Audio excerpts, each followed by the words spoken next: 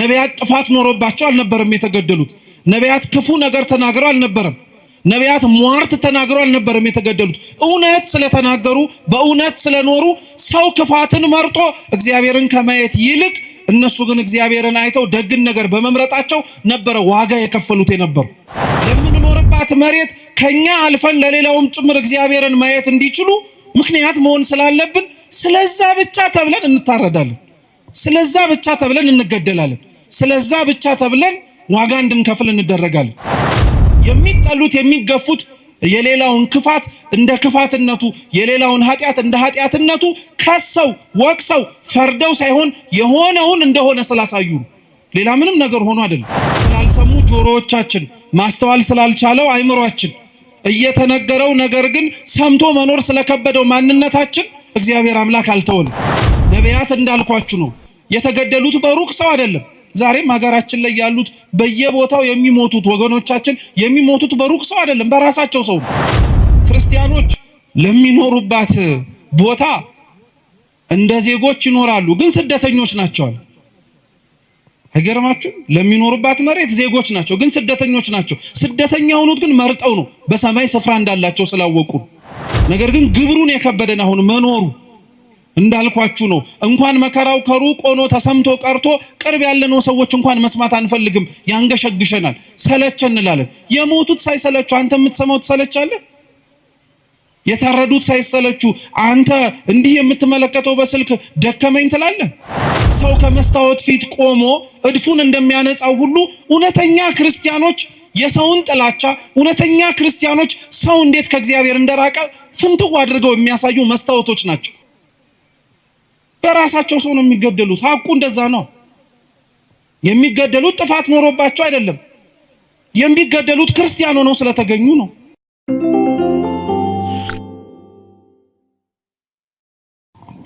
በስመ አብ ወወልድ ወመንፈስ ቅዱስ አሐዱ አምላክ አሜን። በስመ አብ ወወልድ ወመንፈስ ቅዱስ አሐዱ አምላክ አሜን። በስመ አብ ወወልድ ወመንፈስ ቅዱስ አሐዱ አምላክ አሜን። ክቡራን አባቶቻችን፣ አበው መነኮሳት፣ አባቶች ካህናት፣ ወንድሞች ዲያቆናት፣ ሊቃውንተ ቤተ ክርስቲያን፣ መምህራን፣ ዘማሪያን እንደየማዕረጋችሁ ከሩቅም ከቅርብም የተገኛችሁ የልዑል እግዚአብሔር ቤተሰቦች በወደደን ባከበረን በአምላካችን ፍጹም ሰላም እንደምን ዋላችሁ? እንደምን አመሻችሁ? እንደምን እስከ ሰዓት ደረሳችሁ? ቸርነቱን ምሕረቱን ይቅርታውን በእድሜያችን ላይ ጨምሮ በፊቱ ያሳየነውን የእምነት ማነስ የምግባር ጉድለትም ይቅር ብሎ እንደ ስራችን ሳይሆን እንደ ቸርነቱ ያቆየን የአባቶቻችን አምላክ ልዑል እግዚአብሔር ስሙ የተመሰገነ ይሁን። እንደ እግዚአብሔር ቅዱስ ፈቃድ ከዚህ ሰዓት በኋላ ባለን ደቂቃ ሕያውና ዘላለማዊ የሆነውን የአምላካችንን ቅዱስ ቃል እንማራለን። አምላካችን በጉባኤያችን በመሰባሰባችን መሃል ተገኝቶ እንዲያስተምረን፣ እንዲመክረን፣ እንዲገስጸን ሕያው ዘላለማዊ የሆነውን ቅዱስ ቃሉን መስማት እንድንችል አይነ ልቡናችንን እንዲያበራልን የተዘጋጀ ሕሊና እንዲሰጠን የእርሱ ቅዱስ ፈቃድ ይሁንልን።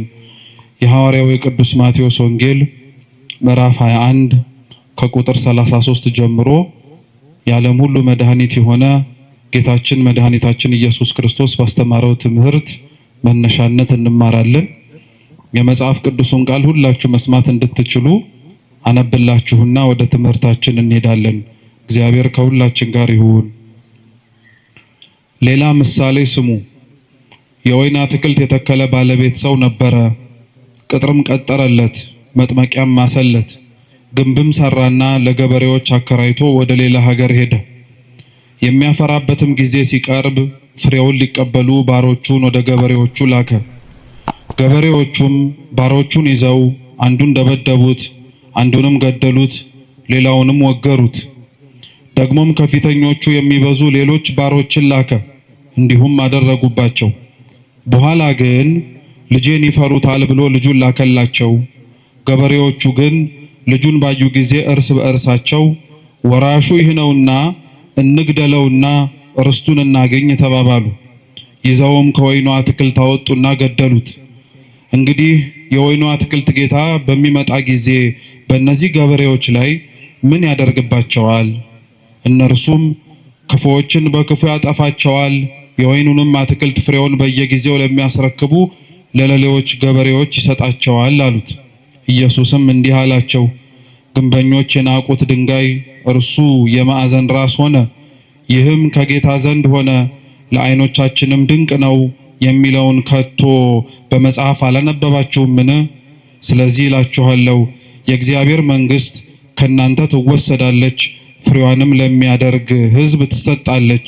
በዚህም ድንጋይ ላይ የሚወድቅ ይቀጠቀጣል፣ ድንጋዩ ግን የሚወድቅበትን ሁሉ ይፈጨዋል አለ ይላል። ስለ ቅዱስ ቃሉ የአምላካችን የልዑል እግዚአብሔር ስም የተመሰገነ ይሁን። እንደ እግዚአብሔር ቅዱስ ፈቃድ እኛ የምንማማርበት የትምህርታችን ርዕስ በዚሁ ባነበብነው ቅዱስ ወንጌል ቁጥር 42 ላይ ያለው ኃይለ ቃል ይሆናል። ግንበኞች በሉ ሁላችሁም፣ ግንበኞች የናቁት ድንጋይ እርሱ የማዕዘን ራስ ሆነ። እስኪ ድገሙት። ግንበኞች የናቁት ድንጋይ እርሱ የማዕዘን ራስ ሆነ። ሶስተኛ ድገሙት። ግንበኞች የናቁት ድንጋይ እርሱ የማዕዘን ራስ ሆነ። በዚህ ኃይለ ቃል መነሻነት ያነበብነውን ወንጌል መነሻ አድርገን እንማራለን። አምላካችን በጉባኤያችን ተገኝቶ እንዲያስተምረን እንዲመክረን የእርሱ ቅዱስ ፈቃድ ይሁንልን።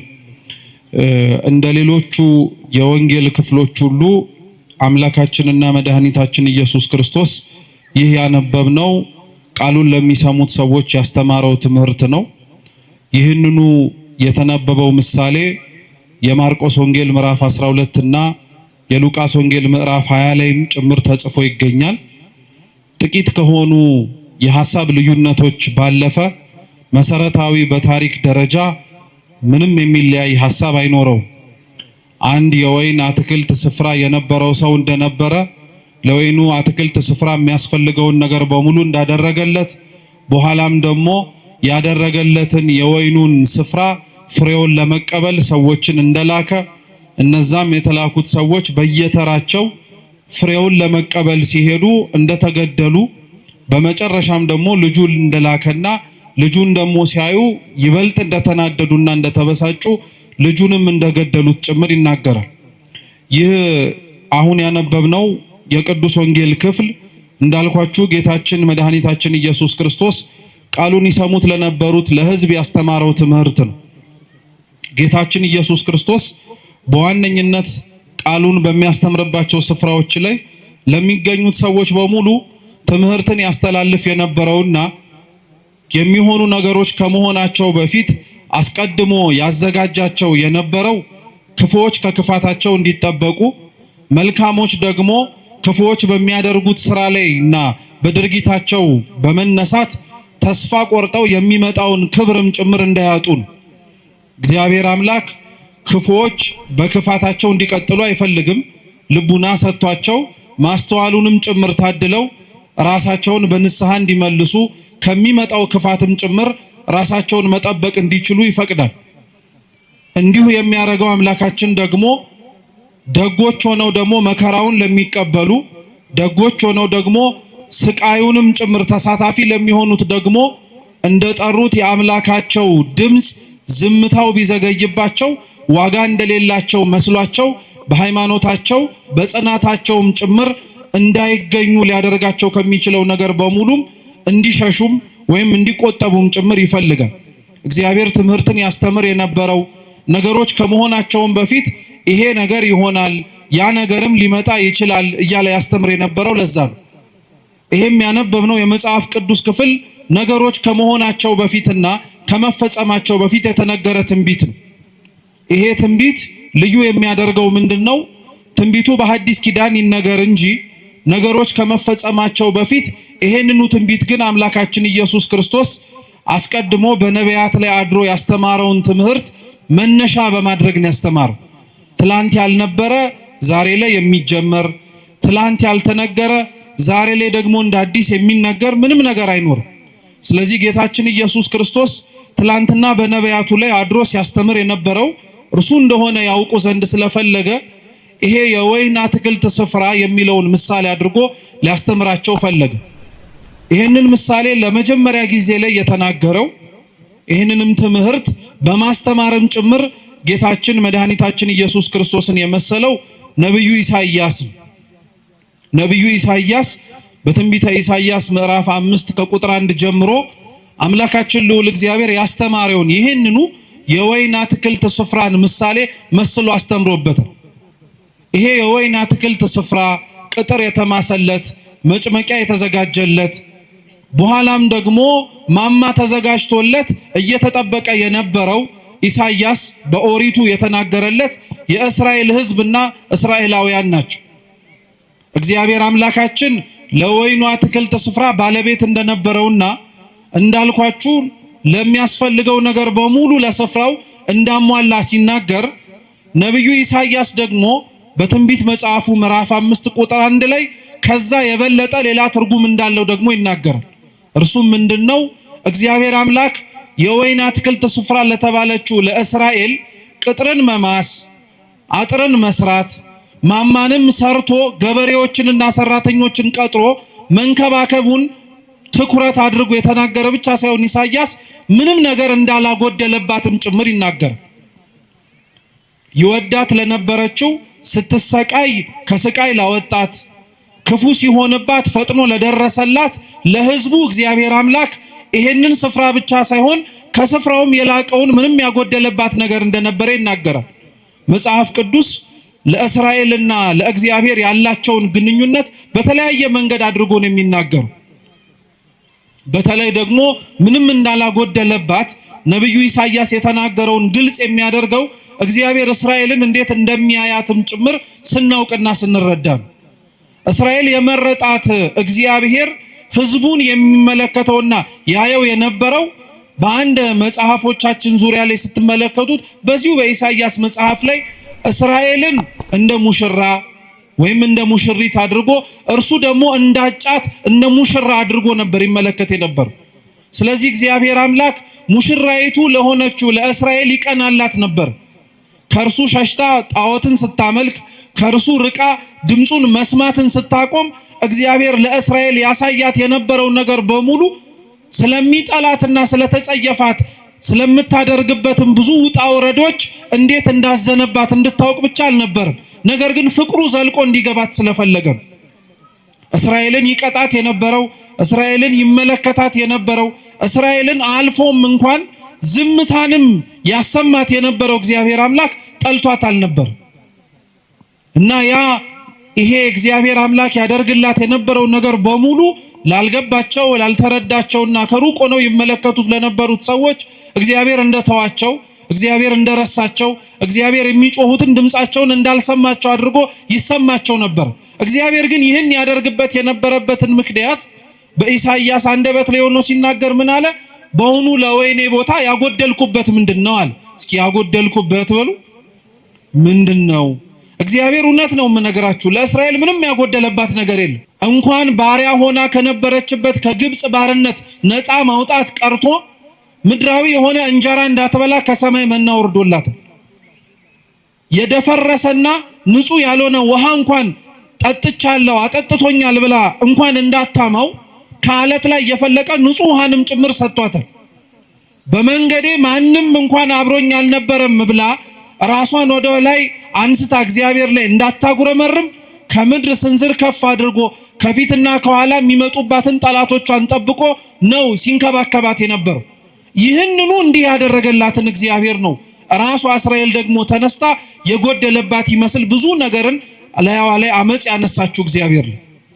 እና እግዚአብሔር ለእስራኤል ምን አጎደልኩባት ብሎ እንደሚናገረው ሁሉ ኢሳይያስ የተናገረውን መልሶ እርሱ አምላካችን ኢየሱስ ክርስቶስ ሲራመድና በመሬት ላይ ሲያስተምር ያንኑ ትንቢት አንስቶ ሊያስተምራቸው ፈለገ።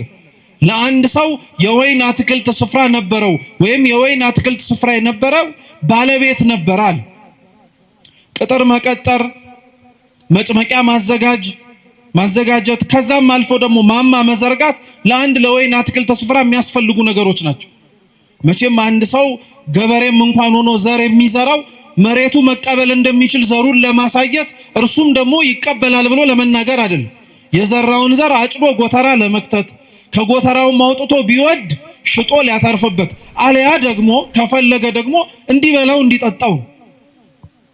የወይኑ አትክልት ስፍራ ባለቤትም ቅጥር የቀጠረለት ምንም አይነት ነገር መጥቶ ፍሬውን እንዳያጨናግፍበት ነው። መጭመቂያ ያዘጋጀለት ወይኑ ሲደርስ አገልግሎቱ ተጨምቆ እንዲጠጣ ተጨምቆ የወይን ጠጅ መሆን እንዲችል ለማድረግ ነው። እየሰማችሁ ነው? ማማም ያዘጋጀለት ደግሞ ከሩቅ የሚመጣ ጠላትን ወይም ከሩቅ የሚመጣ ቅጥሩን ሊያፈርስበት የሚችል ከወይኑ የፈለገውን ፍሬ ማግኘት እንዳይችል ሊያደርገው የሚችለውን ጠላት መመልከትና ማወቅ እንዲችል። ክርስቶስ በጅማሬው ይህንን ያወራ የነበረው ስለ እስራኤላውያን የወይን አትክልት ስፍራ ተብላ የተነገረችው እስራኤል ናት። ቅጥር መቀጠር የተባለው እስራኤልን መጠበቁን መንከባከቡን ለማሳየት ነው። መጭመቂያ አዘጋጀላት የሚባለው ደግሞ ከእግዚአብሔር የተቀበለችውን የሰጣትን ነገር በሙሉ ፍሬ ልታፈራበት የምትችለውን መጠቀም የምትችልበትን መንገድ ሰጣት። ቤተ መቅደስን ሰጣት፣ ታቦትን ሰጣት፣ ካህናትን ሰየመላት። መቅደስ አዘጋጅቶ መግባት መውጣት እንዲችሉ እነሱም ተሳታፊ መሆን እንዲችሉ መስዋዕት የሚያቀርቡበትንም ስርዓት ሰጣ። ቅጥር አዘጋጀላት አልኳችሁ። መጭመቂያ አዘጋጀላት፣ ማማም ጭምር ሰራላት። ማማው ከሩቅ የሚመጣ ጠላትን ለማወቅ እንዲረዳ ሁሉ መጽሐፍትን ሰጣት ማለት ነው። ነቢያትን አስነሳላት። ከሩቅ የሚመጣውን ክፉም ይሁን ደጉን መስማትና ማወቅ እንዲችሉ አዘጋጃቸው። ይሄ የተደረገለት ይሄ የተፈጸመለት ቦታ እንዳልኳችሁ በጅማሮ እስራኤል ናት። እስራኤል ግን ለዚህ ለተደረገላት ነገሩ አጸፋውን የመለሰችውና ለእግዚአብሔር ያሳየችው ግብረ መልስ ግን እንዴት ነበር? ሲነበብ እንደሰማችሁት ቅዱስ ወንጌሉ የወይኑ ስፍራ ባለቤት ወይኑ የሚያፈራበት ጊዜና ወቅት እንደደረሰ ስላወቀ ሰራተኞቹን ላካል። ሰራተኞቹን የላካቸው ልብ ብላችሁ ስሙ። ቅጥሩን እንዲያፈርሱ ወይ የቆመላቸውን ማማ እንዲንዱ ወይ መጭመቂያቸውንም ጭምር ደግሞ እንዲንዱባቸው አይደለም፣ ፍሬውን ብቻ መልቀም እንዲችሉና የተደከመባትን ድካም እንዳለና እንደሌለበት ለማየት ነው። ሰራተኞቹ ግን ሲመጡ በውስጥ ይሰሩ የነበሩት ሌሎች ሰራተኞች ቀድመው በወይኑ ስፍራ ላይ የነበሩት በጣም አድርገው አስቸገሩ። እንዲያውም ይመጡ የነበሩትን ሰራተኞች አንዳንዶቹን ገደሏቸው፣ አንዳንዶቹን ወገሯቸው፣ አንዳንዶቹን ደግሞ በጣም ብዙ ስቃይን አሰቃዩአቸዋል። እግዚአብሔር ለደከመላት ለእስራኤል ይልካቸው የነበሩት ሰራተኞች የተባሉት ነቢያት ናቸው። መጽሐፍ ስለሰጣቸው ስለጠበቃቸው በእግዚአብሔር መቅደስ ውስጥ በረከትንና ፍሬን ማግኘት የሚችሉበትን መጠቀም የሚችሉበትን ነገር በሙሉ ስላደረጋቸው እግዚአብሔር ይሄ ይበቃቸዋል ብሎ አልተዋቸው። እግዚአብሔር እንዲህ አይነት አምላክ ነው። እኛ ለልጆቻችን በየትኛውም ጊዜ ላይ ዛሬ ስለለበሱ ይበቃቸዋል፣ ጠግበው ስላደሩም ነገ ያስፈልጋቸውም አንልም። እንዲያውም የበለጠውን ነገር እናደርግላቸዋለን። እግዚአብሔርም ለሕዝቡ እንደዛ ነው። መጽሐፍ ስለሰጠ መቅደስ ስለሰራ እንዲሁም የሚያስፈልገንን ነገር በሙሉ ስለሰጠ በቃ ይሄ ይበቃቸዋል አላለም። ነቢያትን ይልክላቸው ነበር። ለነቢያት ግን እነዚህ እስራኤላውያን ያሳዩ የነበሩት ግብረ መልስ ግን እንደነገርኳችሁ ገደሏቸው፣ አሰቃዩአቸው፣ ወገሯቸው። ይሄንን ሁሉ ነገር አደረጉባቸው። ይሄንን ሁሉ ሲያደርጉባቸው ግን ያደርጉት የነበረው ለምንድን ነው ጥያቄው። ልብ ብላችሁ ስሙ። እስራኤላውያን ነቢያትን ይገሉ የነበሩት እስራኤላውያን እግዚአብሔርን ቅዱስ ቃሉን የሚያስተምሯቸውን ሰዎች ያሳድዷቸው የነበሩበት ምክንያት ለምንድን ነው ስትሉ፣ አንደኛውና የመጀመሪያው ምክንያት ህዝቡ ከእግዚአብሔር ርቆ ስለነበረ ነው። ጥቂቶች መልእክት ለመላክ ከተላኩት በውስጥም ጭምር እግዚአብሔርን አብረው መርጠው ለመኖር ካልፈለጉት በቀር ብዙሃኑ በመሬት ሊመቸው የሚችለውንና በዚህ በሚኖርበት ህይወቱ ላይ ሳይጎልበት መመላለስ የሚችልበትን ምርጫዎች መርጦ ስለነበረ እነዚህን ነቢያት ቦታ ሰጥቶ ለማዳመጥ አልፈለግም። ነቢያትን ሁለተኛ ይገሏቸው የነበሩት መስታወት ስለሆኑባቸው ነው። ከእግዚአብሔር ፊት እንዴት መመላለስ እንደሚችሉ ስለነገሯቸው ብቻ ሳይሆን እግዚአብሔር የሚፈልጋቸው ሰዎች በምድር ላይ እንዴት መኖር እንዳለባቸው ከቃል ባለፈ በህይወት ስላሳዩአቸው። ነቢያት ጥፋት ኖሮባቸው አልነበረም የተገደሉት። ነቢያት ክፉ ነገር ተናግረው አልነበረም።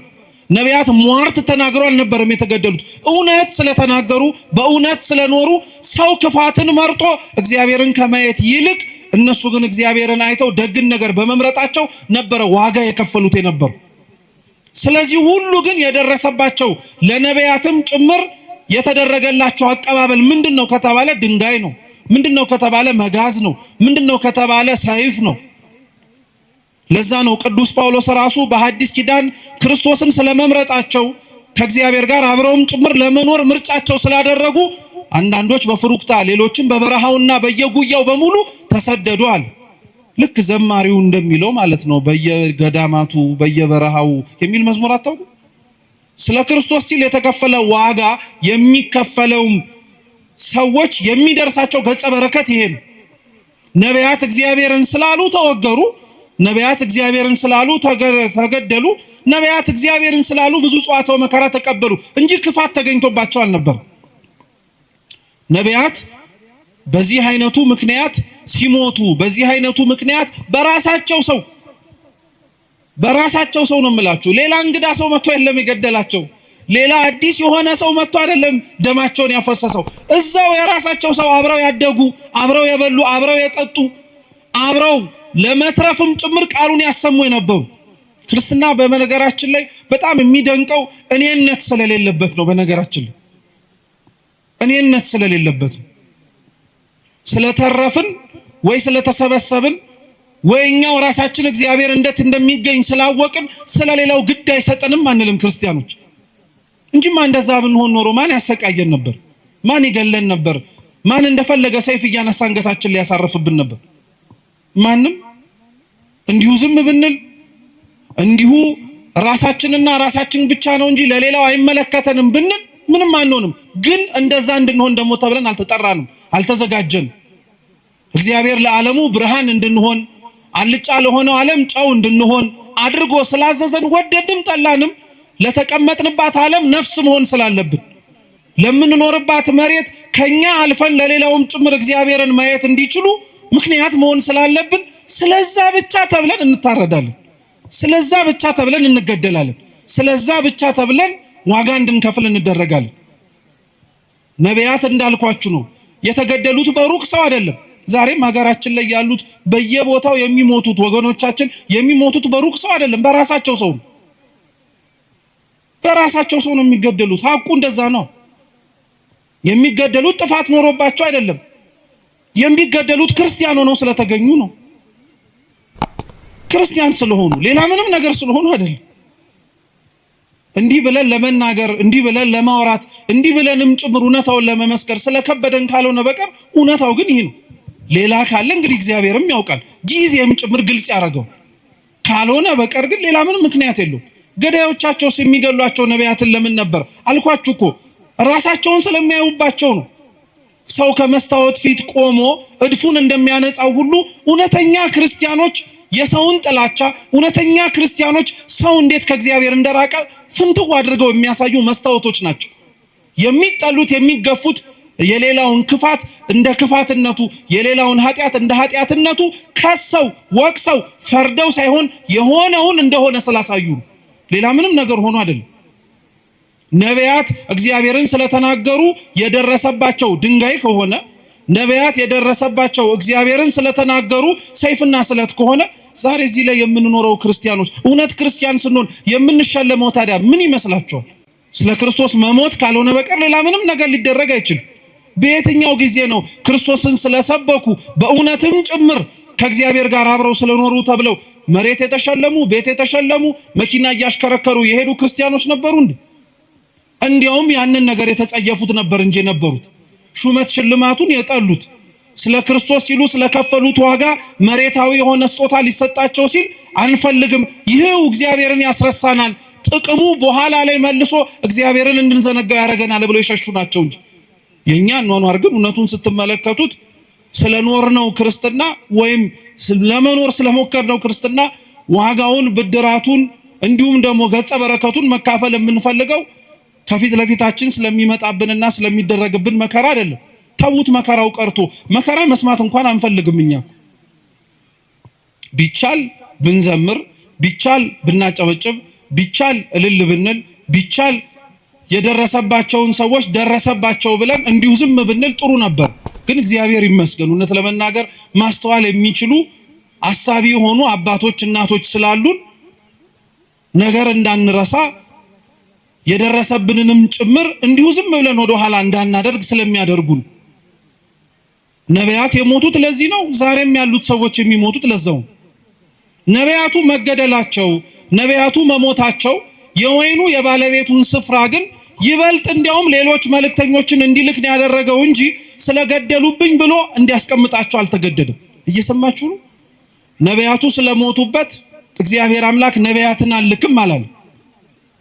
የላካቸው የሱ እውነተኞቹ መልእክተኞች ዋጋ ከፍለው ደማቸውን ለሱ ስላፈሰሱ ከዚህ በኋላ ደም መፍሰሳቸው ይቆማል፣ እኔ ማንንም አልክም፣ የሆኑት እንደሆኑት ይሁኑ ብሎ አልተዋቸው። እንዲያውም ሲገሉ እየላከ ነው። ትምህርት ነው። በነገራችን ትምህርት ነው። ላስተዋለው ሰው እግዚአብሔር አምላክ ተስፋ አይቆርጥብንም ማለት ነው። ስላልሰሙ ጆሮዎቻችን፣ ማስተዋል ስላልቻለው አይምሯችን እየተነገረው ነገር ግን ሰምቶ መኖር ስለከበደው ማንነታችን እግዚአብሔር አምላክ አልተወንም። አሁንም ድረስ መስማት የምንችል ከሆነ፣ አሁንም ድረስ መለወጥ የምንችል ከሆነ፣ አሁንም ራሳችንን ማስተካከል የምንችል ከሆነ ሌሎችም ሰዎች እንዲሁ በሌሎችም ሕይወታቸውም ጭምር መማር የምንችልበትን መንገድ ይከፍታል። በመጨረሻ ግን የወይኑ ባለቤት ስፍራ የተባለው አምላካችን ልዑል እግዚአብሔር ግን የላከው ልጁን ምኑን አልኳችሁ? ልጁን የላከው። ነቢያቱን የቀጧቸው ወይ መጀመሪያ የተላኩትን ሰራተኞች የገደሏቸው ሩቅ ስለሆነ ነው ብሎ አሰበላቸው። አይገርማችሁ? ሩቅ ስለሆኑ ማለት ነው፣ ቅርብ ስላልሆኑ፣ አንድም መተው ቦታውን ይወርስብናል ብለው ስላሰቡ። ግን እግዚአብሔር አምላክ ስላደረጉት ግፍ በግፍ ስለፈጸሙት ክፋት በክፋት ሊመልስ የሚችል አምላክ አልነበረም፣ አልሆነባቸውም ጭምር። ይሄን ክርስቲያኖች ሁሌም ነው የምላችሁ፣ እንዳትረሱት ባካችሁ። እግዚአብሔር አምላክ ስለደረሰብንና ስለሚሆንብን ክፋት በሙሉ በቀለኛ ነው ማለት አጥፊ ነው ብቻ ማለት አይደለም። እግዚአብሔር አምላክ በቀለኛ ነው ማለት ዛሬ የገደሉትን እንደሚገደሉ ሆነው የሚመጡበት ጊዜ ሰዎች ይመጣሉ። ታያላችሁም ጭምር እግዚአብሔር ያደረገው። ዛሬ ያሳደዷትን ቤተክርስቲያን የሚሰደዱላት ይሆናሉ። ዛሬ የገደሏቸውን ሰዎች መልሰው የሚገደሉ ሆነው ስለ እግዚአብሔር አንገታቸውን የሚሰጡ ይሆናሉ። ይሄ ቤተክርስቲያናችን ሕይወት ላይ የነበረ ነው።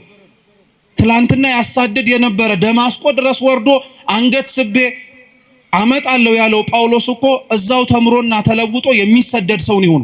የእግዚአብሔር በቀሉ ሰይፍና ስለት አንስቶ መቅሰፍትም ጭምር እየላከ መቅጣት ብቻ አይደለም፣ ያሳደዱትን እንዲሰደዱ ማድረግ ነው። የገደሉትን እንዲሞቱለት ማድረግ ነው። የጠሉትን ይበልጥ እንዲሞቱለት ማድረግ ነው። ይሄን እግዚአብሔር አምላክ አድርጎታል። መድኃኔዓለም አምላካችን ይሄንን ፈጽሞታል። እንኳን ሩቅ ለሆኑት ሰዎች ቀርቶ ነው የምላችሁ፣ ከደሙ ንጹህ ነኝ እንኳን ብሎ እጁን ታጥቦ አሳልፎ ለሰጠው ጲላጦስ እንኳን እግዚአብሔር አምላክ በቀሉን የተበቀለው እሱን በመቅሰፍ አይደለም። የሞተውና የገደለውን ምክንያት እንዲሆን ያደረገውን ክርስቶስን አምኖት በስሙ እንዲሞት ሰማዕት ነው ያደረገው። በቀልንም ስንመኝ እንዴት ያለውን በቀል መመኘት እንዳለብንም ማወቅ አለብን። ጨካኝ መሆን የለብንም። ዓለም ውስጥ ስንኖር ዓለሙን መስለንም መታየት የለብንም። እንደ ዓለሙ ማስተጋባት የለብንም። ለምዶብን ነው እንጂ ዓለም ለሚደርስባት ችግር፣ ዓለም ለሚደርስባት ማጸፋ በሙሉ የምትመልሰው መግለጫ በመስጠት ነው። እኛም ለመድ ነው። ክፋት ሲደርስብን፣ ነውር ሲደርስብን፣ ግፍ ሲፈጸምብን መግለጫ እንሰጣለን። መግለጫው ክፉ ነው እያልን አይደለም። ነገር ግን ቤተክርስቲያን ስለሚደርስባት መከራ እጆቿን ዘርግታ መፍትሄ ወደሚሰጣት ወደ እግዚአብሔር ነው የምትጮኸው። ከንፈራችንን መጠን እንዲሁ ዝም ብለን አይደለም የምንሄደው። እንባችንን አፍስሰን እግዚአብሔር አምላክ እንዲመለከተን እንማጸናለን እንጂ ዓለም ላይ ስንኖር ክርስቲያኖች እንደ ዓለምማ መሆን የለብን። በልተን ጠጥተን አግብተን ወልደን ልንኖር እንችላለን። ነገር ግን ያንን ሁሉ ስናደርግ ለምን እንደምናደርገው ማወቅ አለብን። እውነቴን ነው የምላችሁ፣ ክርስቲያን መሆናችን ትርጉም አልባ መሆን የለበት በፍጹም። አሁን እንደዛ ስለሆንን ነው እንጂ ትርጉም አልባ መሆን የለበት። ቅዱስ ጎርጎርዮስ ክርስቲያኖች በዓለም ሲኖሩ ስለሚያደርጓቸው ነገሮች በሙሉ ሲናገር ምን እንዳለ ታውቃላችሁ? ክርስቲያኖች ለሚኖሩባት ቦታ እንደ ዜጎች ይኖራሉ፣ ግን ስደተኞች ናቸው አለ። አይገርማችሁም? ለሚኖሩባት መሬት ዜጎች ናቸው፣ ግን ስደተኞች ናቸው። ስደተኛ የሆኑት ግን መርጠው ነው፣ በሰማይ ስፍራ እንዳላቸው ስላወቁ። ቀጠለ ቅዱስ ጎርጎርዮስ፣ ክርስቲያኖች በምድር ሲኖሩ ይነግዳሉ፣ ያተርፋሉ፣ ይበላሉ፣ ይጠጣሉ። ያን የሚያደርጉት በምድር ስለኖሩ ብቻ ነው። ነገር ግን ሁሉንም ደግሞ ይንቁታል። በቃ ክርስቲያን መሬት ላይ ሲኖር ክርስቶስ በመሬት ላይ ሲኖር ያደረገውን ነገር በሙሉ እያደረገ ለመኖር ራሱን ነው ማዘጋጀት መቻል ያለበት። እንደዛም ሆኖ ነው መሰራትምና ማደግ ያለበት። እንደዛ መሆን እንድንችል እግዚአብሔር ሁላችንንም በቸርነቱ ይርዳን። ስሙን መሸከሙንማ ሁሉንም ተሸክመነው፣ ነገር ግን ግብሩን የከበደን አሁን መኖሩ እንዳልኳችሁ ነው። እንኳን መከራው ከሩቅ ሆኖ ተሰምቶ ቀርቶ ቅርብ ያለነው ሰዎች እንኳን መስማት አንፈልግም፣ ያንገሸግሸናል፣ ሰለቸን እንላለን። የሞቱት ሳይሰለቹ አንተ የምትሰማው ትሰለቻለህ? የታረዱት ሳይሰለቹ አንተ እንዲህ የምትመለከተው በስልክ ደከመኝ ትላለህ? ይህ በጣም ከባድ እኮ ነው። በነገራችን ላይ ሌላው ስለ ክርስቶስ መሞት አልደከመውም፣ አንተ ስለ ክርስቶስ የሚሞቱትን መስማት ሰልችቶሃል። ሌላው ስለ ክርስቶስ ዋጋ የሚከፍል አለ፣ አንተ ስለ ክርስቶስ ዋጋ የከፈሉትን ማዳመጥ ደክሞሃል። በጣም ነው የሚያሳዝነው እኮ እውነት። ለስሙ ደግሞ ሰማዕታትን እንዘክራለን እንላለን። የሰማዕታትን ዜና ቤተክርስቲያን የምትዘክረው ስዕላቸውን ስላ ብቻ አይደለም፣ ገድላቸውን እያነበበች እንዴት እንደኖሩም ጭምር በማሰማት ነው። ስለ ክርስቶስ የሞቱትን ዜና መስማት የከበደው ሰው እንዴት ቆሞ የጊዮርጊስን ገድል ይሰማ? እንዴት ቆሞ የመርቆሬዎስን ገድል ይሰማ? አይችልም በፍጹም። ጊዮርጊስ የሞተለትን መርቆሬዎስ ሕይወቱን የሰጠለትን አምላክ እኮ ነው ዛሬም ድረስም ጭምር ክርስቲያኖች በየቦታው ሕይወታቸውን የሚሰጡለት።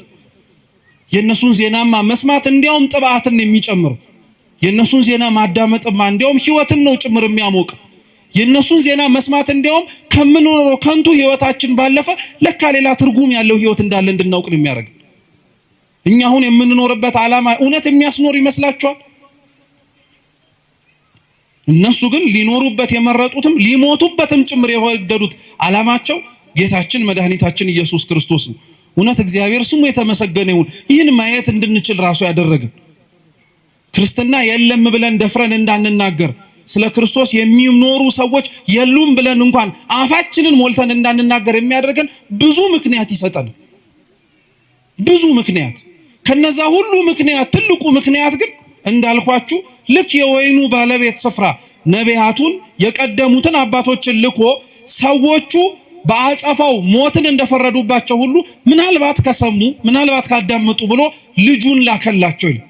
ልጁን ሳይውት ግን ጭራሽ ተናደዱ አለ ቅዱስ መጽሐፍ። ጭራሽ ተናደዱ። እንዲያውም ልጁ መሆኑ ራሱ ወራሽ እንደሆነ ያስታውቃል።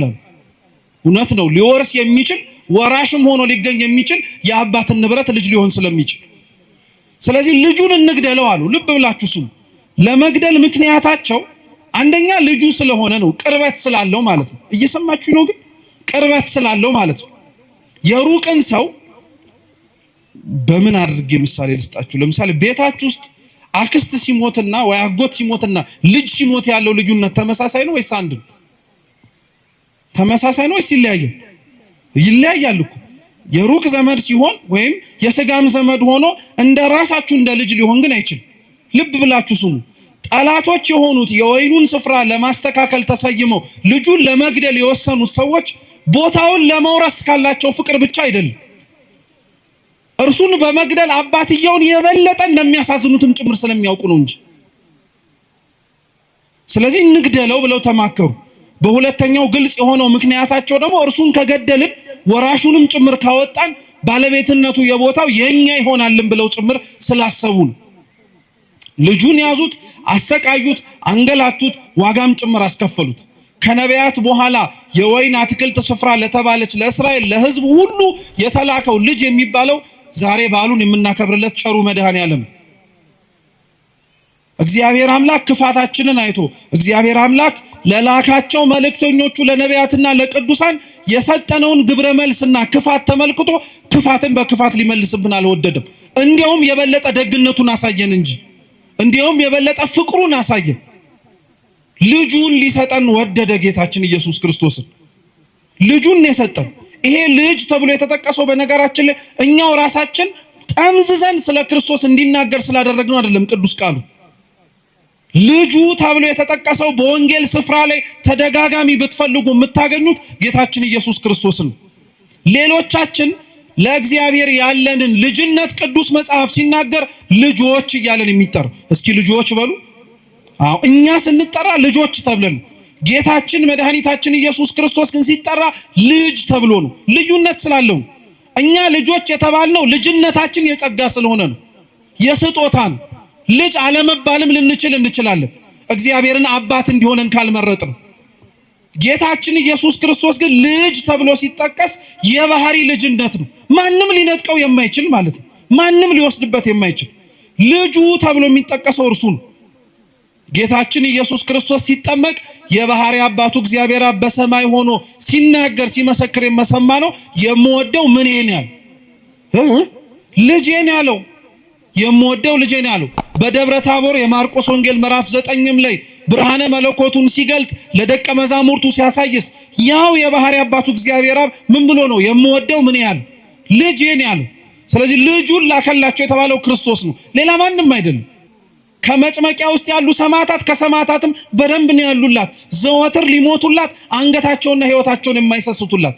አልኳችሁ ከቤተ ክርስቲያን የጎደለ ነገር ቢኖር እኛ ነን። እንደተሰበከልን ያልኖር ነው፣ እንደተነገረን ያልፈጸም ነው፣ እንደምንሰማው ለመኖርንም ጭምር ያልፈቀደንና ያልወደድን ማለት ነው። አሁን እንኳን በዚህ ሁሉ ውጣ ወረድ አሁን እንኳን ባለንበትና በምንሰማው መልካም ባልሆነ ዜና ውስጥ እንኳን ሆነን እኮ እንደው ስለ ራሳችን ብለን መቀየር እንኳን ቢከብደን ስለ ቤተ ክርስቲያን ብለን እንኳን እኮ አንገትም አንደፋነን። እኛ ደፋሮች እኮ ነን። እውነቴን ነው የምነግራችሁ፣ ደፋሮች፣ ኃጢአታችን ግድ የማይሰጠን ማለት ነው። በደላችንና ነውራችን ምንም ነገር የማይከብደን። እውነቴን እኮ ነው የምላችሁ። እንዴት የራሳችን ኃጢአት ለራሳችንስ እሺ አይከብደን? ለምደነው ነው እንበል። የኛ ኃጢአት ለሀገር ለወገን ለራሳችን ለሆኑ ለቤተ ክርስቲያን ሰዎች ዋጋ ያስከፈለ መሆኑን እንኳን ስናውቀው እንዴት እግዚአብሔር ፊት ራሳችንን ዝቅ ማድረግና ማረን ማለት ይከብደናል? ጸሎት እኮ ተለምነን የምንጠራበት አይደለም። እኛው ራሳችን ተሰብስበን እንጸልይ ብለን የምናነሳው ነው እንጂ ጥሪ እኮ ነው። ክርስቲያኖች ምን እናርግ ነው ታዲያ የሚባለው? መፍትሄው ከእርሱ ነው ከተባለ እግዚአብሔር ነው መልስ የሚሰጠን ከተባለ እርሱን የምንጠራው በምንድን ነው? መልሱልኝ። በጸሎት እኮ ነው። ሌላ በምን ልንጠራው እንችላለን? ድረስልን ብለን በመጣራት ነው። ሌላ በምን ልንጠራው እንችላለን? ሕይወታችን መስተካከል አለበት ክርስቲያኖች። እውነቴን ነው የምላችሁ። እዚህና እዛ ያለነው ሰዎች ምንም የሚለየን ነገር የለም። እዛ ያሉት ክርስቲያኖች እየሞቱ ያሉት፣ እዛ ያሉት ክርስቲያኖች ዋጋ እየከፈሉ ያሉት የሚያስገድል ምክንያት ኖሯቸው አይደለም። እኛ እዚህ ያለን የምንኖር ሰዎች ደግሞ የሚያስኖር ምንም ጽድቅ ተገኝቶብን አይደለም። እነሱን የሚያስገድል ምክንያት እኛን የሚያስኖር ምን ነገር አለ? እንደውም ተገላቢጦሽ ቢሆን ነው እንጂ እዚህማ ክፋትን ሊያስነሳብን እኛ ራሳችን ላይ አጸፋው ሊመለስብን የሚችል ብዙ ኃጢአት አለብን፣ ብዙ ክፋት አለብን፣ ብዙ ነውር አለብን። እግዚአብሔር የሚያውቀው ከዛም አልፎ እኛው ራሳችን የምናውቀው ማለት ነው። ቦታ ካለየን በቀር ምን የሚለየን ነገር አለ? መስተካከል ካለብን መስተካከል አለብን ክርስቲያኖች። እውነቴን ነው የምላችሁ። ሁላችን ያጠፋነውን የሳትነውን ያጎደልነውን ይጠቅማል ብለን ነገር ግን በዘለቄታው ቤተክርስቲያኒቷን እየጎዳት ያለውን ነገር በሙሉ እውነቴን ነው የምላችሁ መስተካከል አለብን። በቃ ያፈረስናቸው ሕጎች በሙሉ የናድናቸው ስርዓቶች በሙሉ ችግር የለም ብለን ገሸሽ ያደረግናቸው የቤተክርስቲያን ሕይወቶች በሙሉ ዛሬ መተው ዋጋ እያስከፈሉን ያሉት እነሱ ናቸው። ሌላ ምንም ነገር አይደለም ክርስቲያኖች፣ እነሱ ናቸው። የትላንትና ኃጢአቶቻችን ማስተካከል ያልመረጥናቸው እንዲያውም ለምደን ጭራሽ እንደ ስርዓት እያደረግን ለመኖር የወደድናቸው ዛሬ ዋጋ ያስከፍሉናል። ካላስተካከልናቸው ነገም አያቆምም፣ ነገም ይቀጥልብን። ስለዚህ ቢያንስ እንኳን መፍትሄን ፈልግ ብለን ቢያንስ እንኳን እናስብ ብለን ቢያንስ እንኳን ከኛ ምን ይጠበቃል ስንል ከኛ ምን ይጠበቃል የሚለው ጥያቄ መልሶ የሚጀምረው ከየግለሰብ ከራሳችን ከገሌ የሚጠበቅበትን ካላወቅ ካንተና ከኔ የሚጠበቅበትን ልንገር። ንስሐ እንግባ፣ ክፋት መስራታችንን እንመን። ለወደቁት ሰዎች ደርሰን ለማንሳት እጆቻችን ባይዘረጉ ሊያነሳቸው ወደሚችል እግዚአብሔር እጆቻችንን እንዘርጋ፣ ልባችንን እንክፈት። ቢያንስ ይሄንን አንድ ሰው ማድረግ ይችላል፣ ሌላውን ብንቶ ማለት ነው። ልጁን ለደደላቸው፣ ልጁን ላከላቸው፣ ሰደደላቸው። እነሱ ምንም ቁም ነገር አልነበረም። እንዲያውም የምታስታውሱ ከሆነ ነቢያትን ካሰቃዩበት፣ ነቢያትን ከበደሉበትና ነቢያትን ዋጋ ካስከፈሉበት በላይ ክርስቶስን ዋጋ አስከፍለውታል። አሰቃይተውታል፣ ገርፈውታል። በአንድ ፍርደኛ ሊደረግበት የማይገባውን ነገር በሙሉ በአምላካችን አድርገውበታል። መግረፍ ብቻ አይደለም፣ ውሃ እንዲጠማ አድርገውታል። መስቀል አሸክመውታል። ራቆቱን እርቃኑን ሆኖ ሀፍረት እንዲሰማው አድርገውታል። ሰው ሁሉ ማየት እንዲችል፣ ሰው ሁሉ መመልከት እንዲችል በመስቀል ላይ ከፍ አድርገው ሰቅለውታል። እውነተኛ የሆኑ ክርስቲያኖች አድራሻቸው ጎልጎታ ላይ ነው። እውነተኛ የሚኖሩ ክርስቲያኖች የሚታዩት ከመስቀሉ ስር ነው። ስለ አምላካቸው መከራ እየተቀበሉ ማለት ነው።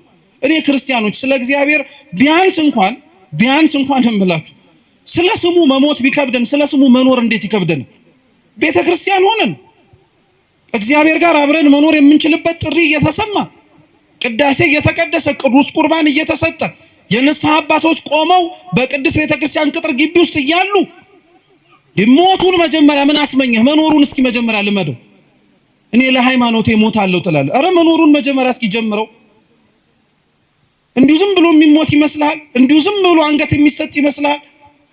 አይደለም። ክርስቲያኖች መኖር የጀመረ ሰው ነው ለመሞትም ጭምር የሚቸኩል። እኛ እኮ ከሩቅ የሰማነው ሞት፣ ከሩቅ የሰማነው ሰይፍና ስለት እዚህ ቢመጣ እግዚአብሔር ነው የሚያውቀው ማናችን እስከ መጨረሻው ድረስ ልንጸና እንደምንችል። መኖርን ያለመደ ሰው እንዴት ለመሞትም ጭምር ይቸኩላል? አልኳችሁ እኮ ክርስቲያኖች ስለ እግዚአብሔር ለመሞት ከመመኘታችሁ በፊት መጀመሪያ ስለ ክርስቶስ መኖርን መናፈቅ መቻል አለባችሁ። የዛን ጊዜ ላይ ገዳይ እስኪመጣም አትጠብቁም። እናንተው ራሳችሁ ለመሞትም ጭምር ትንደረደራላችሁ። ለምን ይመስላችኋል ዘመነ ሰማዕታት ሲያበቃ መነኮሳት በረሃውን በሙሉ ያጥለቀለቁት? ሰይፍና ስለቱ ሲቀር የሰላም ዘመን መጣ ተብሎ በቆስጠንጢኖስ ሲታወጅ እኮ ደም ስለ ክርስቶስ ማፍሰስ በግድ ቀረ ብለው አገር ሰላም ብለው አልተቀመጡም። ሕይወታቸውን ለክርስቶስ አሳልፈው ስለሰጡ መከራውን ለመሳተፍ እንዲያውም የበለጠ ጭንቅ ወደሚገኝበት ወደ በረሃው እየሸሹ ገቡ እንጂ ሰማዕትነቱ ሲቀር ሰማዕትነቱ እየቀረ ሲመጣ ምንኩስናው እያበበ እየሰፋ መጣ። ምክንያቱ ይሄ ነበር፣ ስለ ክርስቶስ መኖርን መናፈቅ ማለት ነው። ልጁ የሞተላቸው ልጁንም ጭምር እንዲሞት ከመላኩ በፊት መጀመሪያ እኮ ክርስቶስ አብሯቸው እንዲኖር ነው የተደረገው። እየሰማችሁ ነው? ክርስቶስ ከመሞቱ በፊት አብሯቸው ነበር አልነበረ? ነበረ፣ ኖሮ ነበረ። ሕይወትን እንዴት መመላለስ እንዳለባቸው አሳይቷቸው ነበር። ሕይወትን ካሳያቸው በኋላ ነው ሞትንም ጭምር ያሳያቸው እንጂ ሞትን አሳይቷቸው አልነበረም መጀመሪያ ያስደነገጣቸው። እኛም የሚመጣውን ሞት የምንፈራው መጀመሪያ መኖሩ ስለከበደን፣ የሚከብድም ሆኖ አይደለም ስላልመረጥነውም ጭምር ነው። ማናችንም እውነቴን የምላችሁ ክርስቲያኖች ቆመን አንቀርም። በአንድም ይሁን በሌላ መንገድ መሞታችን አይቀርም። ግን አደራ መርሳት የሌለባችሁ እንዲሁ ኖረን እንዲሁ እንዳንሞት ግን መፍራት አለብን። በጣም እንዲሁ ዝም ብለን መኖር እንዲሁ ዝም ብሎ መሞት አያዋጣም። ስንኖር የእውነት ለክርስቶስ መኖር መቻል አለብን። በቃ ስንሞትም ስለ እግዚአብሔር ብለን መሞት መቻል አለብን። በቃ እንደዛ መኖርን ነው መናፈቅ መቻል አለብን። ልጁን ሰደደላቸው። የሰደደውን ልጅ ደግሞ እንዳልኳችሁ ክርስቶስን ይበልጡኑ መከራ ያበዙበት፣ ይበልጡኑ ስቃይ ያበዙበት። ስለዚህ ምን ይደረጋል አላቸው። ጠያቂውን መልሶ ለራሳቸው ነው የጠይቃቸው በነገራችን። ስለዚህ የተሻለው ነገር አሉ ፈሪሳውያን። እያወቁት እኮ ነው ደግሞ መልሱን የሚሰጡት። እያወቀ ጥፋት የሚያጠፋ ሰው አለ ማለት ነው። አያችሁ፣ እያወቀ ማለት እየጠነቀቀ ምን እንደሚደርስ አጸፋውን እያወቀ በደል የሚበድል ሰው አለ። ልክ እንደኛ ክፉን በክፉ መንሳት አለበት። እንደሱ መነጠቅ አለባቸው። ፍሬውን መልሶ ሊሰጥ የሚችለው ጋር መሰጠት አለበት ተባለ። እውነት ነው። ግን እግዚአብሔር ቤተ ክርስቲያንን ከኛ ወስዶ ለማን ይስጣት ታዲያ? ክርስቲያኖች የወይን አትክልት ስፍራ ያልኳችሁ ቤተ ክርስቲያን ናት ብያችኋል። እነዚህ ሰዎች ወይኑን አትክልት ስፍራ ወስደህ አሊያ ደግሞ ሰራተኞቹን አስወጥተህ ትርፋማ ለሚሆንበት ሰው ነው መመላለስ ያለበት አለው። እንግዲያውስ እግዚአብሔር የኛን ከንቱነት አይቶ ቤተ ክርስቲያንን አይወስድብን። ትርፋማነታችን እስከየት ይመጣል? እሷ ከሄደች እኛንም አይነቅለን። በሌላ ቦታ ፍሬያማ ልንሆን አንችልም። በዚህ ሳምንት ከግንቦት 23 ጀምሮ እስከፊታችን እሑድ ቤተክርስቲያን ስለ መንፈስ ቅዱስ ነው የምታስተምር፣ ስለ ፍሬያማነት ማለት ነው። እግዚአብሔር በሕይወታችን ውስጥ ሲኖር ስለሚታይባቸው ነገሮች ማለት ነው። የወይኑ አትክልት ስፍራ ላይ የተተከሉት በሙሉ ፍሬያማ ሊሆኑ ግድ ነው። ቤተክርስቲያን ውስጥ ያለ ሰው በሙሉ ፍሬ ሊኖረው ግድ ነው። ስለ ክርስቶስ መሞትን መኖርን ብቻ አይደለም ትዕግስት ሊኖረው ግድ ነው።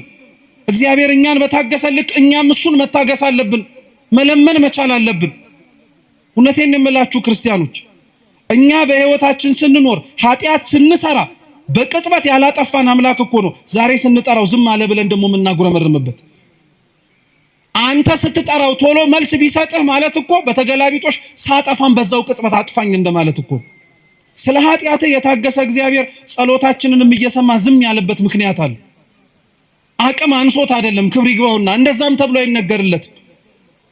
እውነቴን ነው የምላችሁ ክርስቲያኖች፣ ይህ ታሪክ ላይ ራሱ ቅዱስ ጎርጎርዮስ ሲያስተምር ምን ይላል መሰላችሁ? ለአንዳንዶች ይላል፣ ለአንዳንዶች በተለይ የወይኑ ባለቤት ስፍራ እግዚአብሔር መሆኑ እግዚአብሔር እንደመሆኑ ሁሉን አዋቂነቱን ቅዱስ ጎርጎርዮስ ይናገርና ይጠይቃል። ይሄንኑ ጥያቄን እናንተን ልጠይቃችሁ እየሰማችሁ መሆኑን ማወቅ ስለምፈልግ የተላኩት ሰራተኞቹ ከመላካቸው በፊት እንደሚሞቱ እግዚአብሔር ያውቃል አያውቅ? መልሱ እንጂ በሚገባ። ደግሞስ ሲልክ እንደሚሞት ያውቃሉ አያውቁ? ያውቃል እሱ። እሺ ጥሩ። ልጁንስ ሲልክ ለልጁ እንደማይመለሱና የባህሪ ልጁ ጌታችን ኢየሱስ ክርስቶስንም እንደሚገድሉትና እንደሚሰቅሉት ያውቃል አያውቅ? ለምን እያወቀ ይሄንን አደረገው ነው ጥያቄ። አቅም ስለሌለው ነው? አይደለም።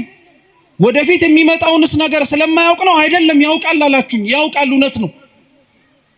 እግዚአብሔር አምላክ አቅም አንሶት አይደለም። ክፋት የሚሰሩ ሰዎች ክፋት ከመስራታቸው በፊት የሚሰሩትን ክፋት ያውቀዋል ጠንቅቆ፣ በደንብ አድርጎ ነው የሚያውቀው። ዝም የሚለው ክፋቱን የሚቀበሉት ሰዎች አንደኛ ከክርስቶስ ጋር በሞት ህይወታቸውን እንዲያሳምርላቸው ነው። ለቤተ ክርስቲያን ዘወትር ማህፀነ ለምለም ሆና ሰማዕታትን እንደምትወልድ እንድናውቀው ነው። ለኛ ክፋት የሚሰሩትን ሰዎች ክፋታቸው ውስጥ እያገባ ወደ ኋላ የማይመልሳቸውም አይደለም። አንዳንዴ ያረጋዋል እግዚአብሔር፣ ሌላውን ጊዜ ላይ ዝም ሊል ይችላል እግዚአብሔር። ዝም የሚለው ግን አልኳችሁ አቅም አንሶት አይደለም። ክፋቶችም የሚሰሩት ልክ ደግ እንደሚሰሩት ነፃ ፈቃድ አላቸው። ይሁዳ ክርስቶስን አሳልፎ እንደሚሸጠው ጠንቅቆ እያወቀ አይደለ እንዴ ምን ሲያደርግለት የነበረው? ዝም ብሎ ታግሶት አልነበረ? አሳልፎስ እንዳይሰጠው ምልክትስ እየነገረው አልነበረ? ተው እያለ እየተናገረ አልነበረ? ተናግሮታል እኮ በተደጋጋሚ። ይሁዳን እንዳይሸጠው፣ ይሁዳ ክፋት እንዳይሰራ፣ ይሁዳ ኃጢአት እንዳይሰራ በደንብ አድርጎ ደጋግሞ ነግሮታል። ነፃ ፈቃዱን አልገፈፈው። ዛሬም ክፋት የሚሰሩትን ሰዎች ክፋታቸውን እያወቀ እንዳይሰሩት ይናገራል እግዚአብሔር። አልሰማም ካለ፣ አላዳምጥም ካለ፣ አሻፈረኝ ካለ ግን በኋላ ላይ የሚመጣውን ደግሞ በጸጋ መቀበልም ግዴታ አለበት። እግዚአብሔር አምላክ የቁጣውን በትር አንስቶ እርሱም ደግሞ መልስ እሰጣለሁ ካለ ለማዳመጥ ዝግጁ መሆን መቻል አለበት ማለት ነው። ክርስቶስ ከዛ በኋላ ይሄንን ሲነግራቸው አይ የወይኑ አትክልት ስፍራ መነጠቅ አለበት፣ ሰራተኞቹ መለወጥ አለበት ብለው ራሳቸው በራሳቸው ላይ ፈረዱ። እኛም እውነት ራሳችን ላይ ለመፍረድ እግዚአብሔር በቸርነቱ ይርዳል። ከእግዚአብሔር የፍርድ ዙፋን ፊት ሳትቆሙ ክርስቲያኖች እናንተው ራሳችሁ ከእግዚአብሔር ፊት አሁን ቆማችሁ ራሳችሁ ላይ ፍረዱ። ንስሐ ግቡ ማለት ነው። በቃ ንስሐ እንግባ። በደል መስራታችንን እንመን። ምንም ደስ የሚያሰኝ ምንም የሚያኩራራ ምንም አንገትን ቀና አድርጎ የሚያስኬድ ነገር የለን። ምን የምላችሁ አሁን ያለንበት ወቅት የሐዘን ስለሆነ አይደል። በዚህ ዓለም ላይ ስንኖር ቀና ብለን ለምንኖርበትና ቀና ብሎ ሊያስኬደን የሚችለው ምክንያት ክርስቶስ ካልሆነ በቀር ምድራዊ ነገራችን ሊሆን ስለማይችል በፍጹም ሊሆን አይችልም። ራሳቸው በራሳቸው ላይ ፈረዱ። ፈርደው ግን አልተስተካከሉ።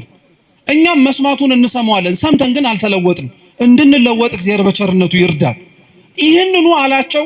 ቀጠለና ጌታችን መድኃኒታችን ኢየሱስ ክርስቶስ ግን እኛ ለትምህርታችን ርዕስ ያደረግነውን ኃይለ ቃል ነገራቸው። እስኪ ግንበኞች በሉ። የናቁት ድንጋይ እርሱ የማዕዘን ራስ ሆነ። ግንበኞች የተባሉት አይሁድ ናቸው። የናቁት ድንጋይ የተባለው ክርስቶስ ነው። ድንጋይ መሆኑን የምታውቁት ወይም አለት መሆኑን የምታውቁት አምላካችን ኢየሱስ ክርስቶስ ትዝ የሚላችሁ ከሆነ በፊልጵስዩስ ቂሳሪያ ስለማንነቱ ለደቀ መዛሙርቱ ሲጠይቃቸው ቅዱስ ጴጥሮስ አንተ የሕያው የእግዚአብሔር ልጅ ነህ ሲለው ጴጥሮስ ሆይ አንተ ምንድን ነህ ያለው? አለት ነህ፣ ድንጋይ ነህ ብሎ ነው የተናገረው። አለትነቱ የጴጥሮስ ድንጋይነቱ የጴጥሮስ ንግግሩ ነው። ጌታችን መድኃኒታችን ኢየሱስ ክርስቶስ ነው በሱ አለትነት ላይ የታነጸ በሱ አለትነት ላይ የተመሰረተ ምንም ነገር እንደማይናወጽ ለማስተማር ነው። እየሰማችሁ ነው። ስለዚህ የመጀመሪያው ድንጋይ ጌታችን መድኃኒታችን ኢየሱስ ክርስቶስ ነው።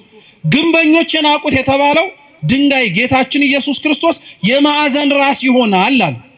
ምን ማለት መሰላችሁ? እነሱ የገፉት፣ እነሱ የናቁት፣ እነሱ የሰቀሉት፣ እነሱ ከፊት ለፊታቸው ያባረሩት ጌታችን ኢየሱስ ክርስቶስ ትልቁንና ዋናውን ስፍራ ይዛል። በጣም ነው የሚደንቀው። ቅዱስ ባስልዮስ ዘቂሳርያ እቺኑ ቃል ሲተረጉም ምን ይላል መሰላችሁ?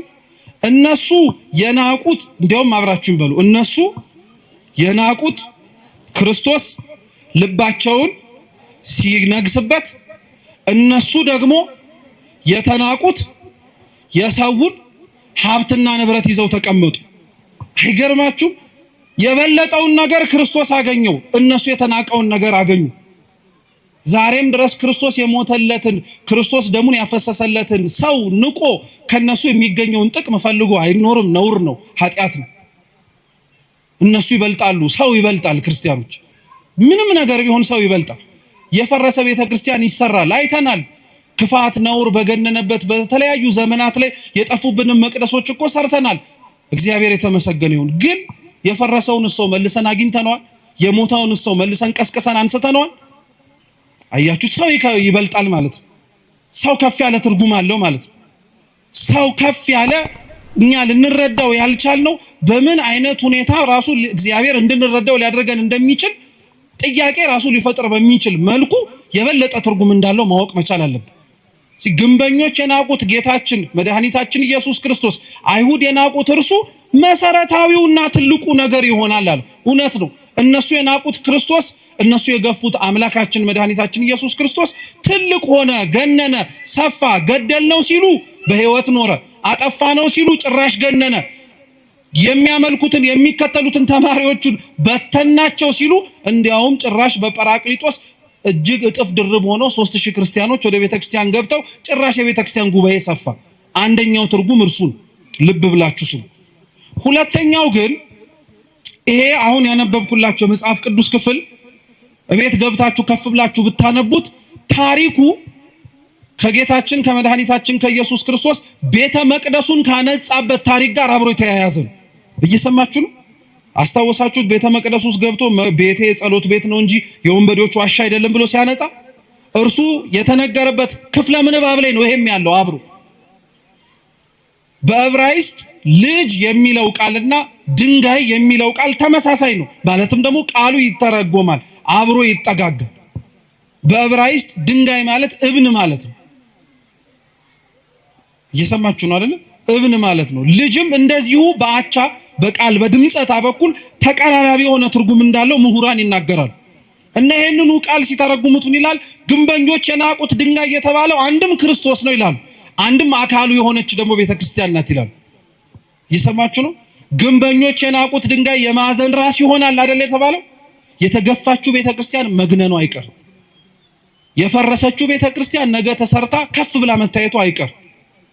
የናቋት ቤተክርስቲያን ተመልሰው ተንበርከከው ይቅርታ እንደሚጠይቋት አይቀርም። ምንም ጥርጥር የለም። ይሄው ክርስቶስ አሳይቶናል። እርሱን የናቁት በኋላ ላይ ክብሩን እንዳዩት ሁሉ ዛሬም ቤተክርስቲያንን የናቋት ነገ ላይ ክብሯን ከፍ ብላ ይመለከቷታል።